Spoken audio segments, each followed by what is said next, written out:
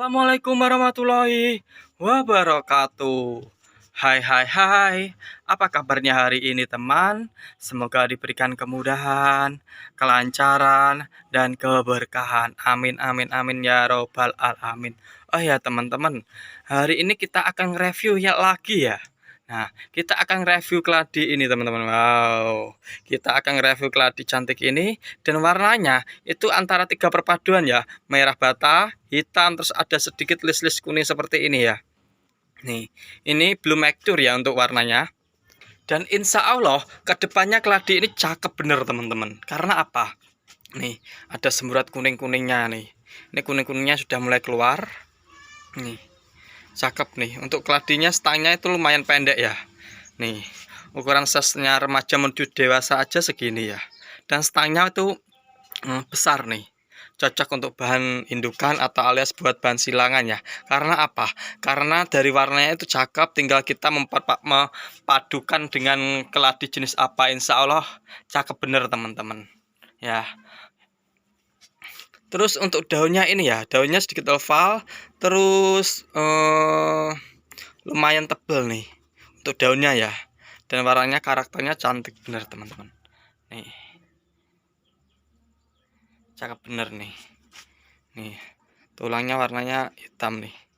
Ini semakin besar semakin mature, itu insya Allah kedepannya nih warnanya seperti ini ya. Ini dua ini adalah kakak beradik ya, alias satu rumpun kita pisahin ya. Jadi sama aja nih teman-teman. Mungkin ada teman-teman yang mau atau minat dengan keladi seperti ini, kita juga ready nih. Ini salah satu sama ini. Ini dulu rumpunan kita pisahin. Nih seperti ini, cakep bener nih juga.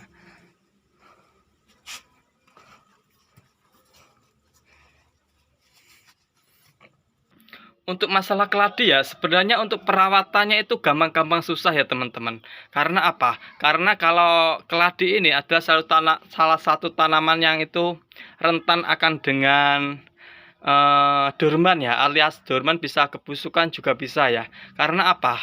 Karena keladi itu salah satu jenis tanaman umbi-umbian ya.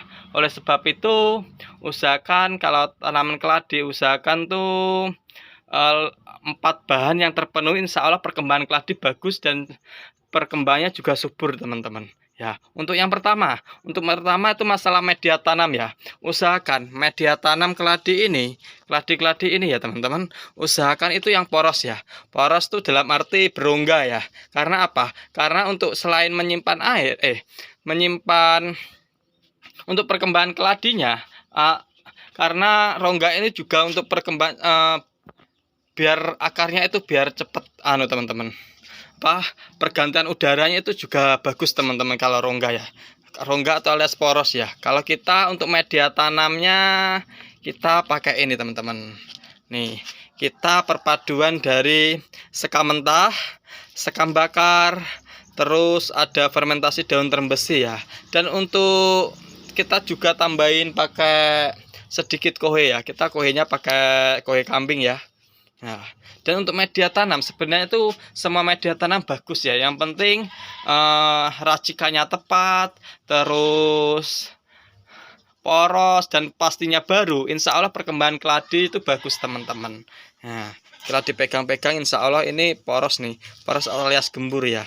Jadi untuk masalah perongga-rongga, terus pergantian udara di ini media tanam itu untuk sirkulasi udaranya bagus ya. Usahakan medianya poros yang pertama.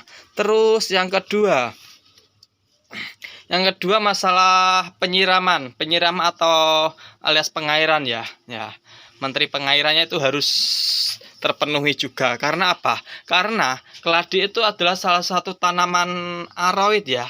Itu yang suka dengan tempat yang lembab ya. Oleh sebab itu usahakan medianya itu selalu lembab, terus untuk perkembangan biar bagus, dan itu juga bisa untuk mengurangi dorman ya. Karena apa? Karena keladi itu salah satu tanaman yang cepat akan masalah dorman itu pasti ya.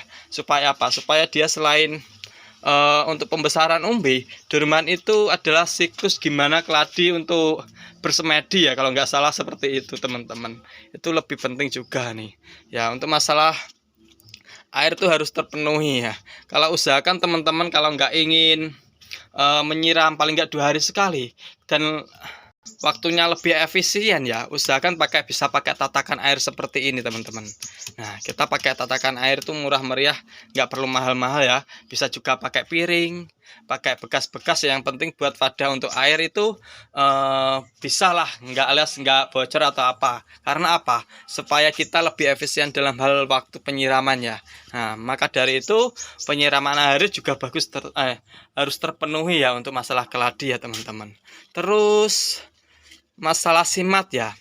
Simat ya, karena keladi itu salah satu tanaman juga butuh simat ya. Simat itu apa Mas ya? Simat itu sinar matahari ya teman-teman. Nah, karena apa? Karena kandungan yang ada di sinar matahari itu mengandung vitamin D ya. Selain bagus untuk manusia, tanaman atau tumbuhan itu juga butuh akan simat itu ya teman-teman. Usahakan itu lebih baik simat itu pukul jam 7 pagi sampai maksimal jam 11 atau 12 siang ya. Karena apa? Supaya biar keladinya itu nggak gosong ya teman-teman. Nah, biasanya kalau keladi kebanyakan simat itu gosong, terus akhirnya terbakar ya. Lama-lama daunnya akan layu teman-teman dan mati biasanya. Daunnya itu akan terbakar ya. Maka dari itu usahakan yang bagus simat itu dari pagi sampai jam 11 atau jam 12 siang teman-teman. Nah, itu insya Allah selain itu bagus untuk tanaman, untuk stang keladinya itu sangat mempengaruhi ya teman-teman. Karena apa? Nanti kalau keladi kekurangan simat itu bisa mengakibatkan stangnya itu akan menjulai ya, menjulai panjang dan biasanya daunnya akan mengecil ya. Daunnya biasanya akan mengecil. Oleh sebab itu, usahakan tuh simat harus terpenuhi ya teman-teman untuk keladi ya. Terus masalah pemupukan ya. Nah, pemupukan itu sebenarnya pakai apa aja bisa teman-teman. Selain dosisnya nggak terbanyakan atau alias dosisnya sesuai dengan resep, insya Allah perkembangan keladi juga bagus ya teman-teman. Kalau kita itu biasanya kadang kita pakai B1, terus kalau B1 itu waktu kita siram ya teman-teman. Terus kita juga pakai NPK ya. NPK-nya yang 16 16 16 ya. Jadi unsur nitrogen, fosfor sama kalsiumnya itu seimbang ya. Dan itu cara pemakaian NPK itu harus sesuai dengan resep ya. Jangan terlalu kebanyakan ya. Karena apa? Nanti kalau kebanyakan NPK itu akan mengakibatkan keladinya akan mengalami kebakar teman-teman. Kebakar terus daunnya layu dan biasanya akan mengalami kebusukan dan lama-lama keladinya akan mengalami kedorman teman-teman ya. Usahakan kalau pakai NPK sedikit aja ya, sedikit, terus kita pakai di pinggir pot ya, jangan sampai terkena stang sama daunnya, itu akan mengakibatkan keladi Anda itu akan mengalami itu lonyot ya.